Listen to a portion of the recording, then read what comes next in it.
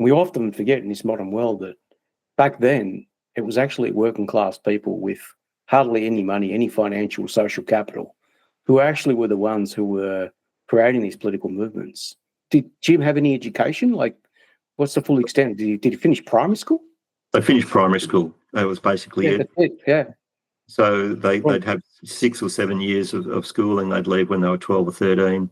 But yes, their resourcefulness is what I really admire about them. The determination to do things and not be passive. They were active men. They took agency.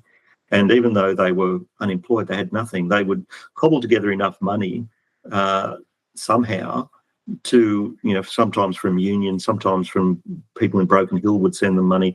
They would start their own newspaper. Something to be said about that entire generation. Jim's probably a little bit older than the sort of generation I'm thinking of, which is that sort of the great generation, which is the individuals in their 20s who fought the Second World War. But even those who obviously took extraordinary actions in the 1930s.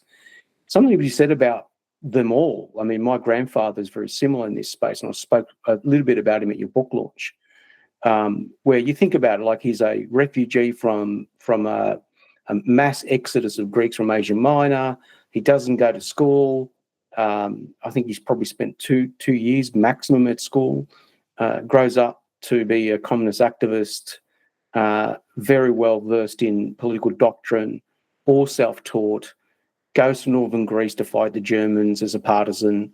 Does all these things which you think that's extraordinary things for these working class people who normally, as I said before, in today's world, we just think, oh, you've got to go to university to be politically aware. It's not necessarily the case.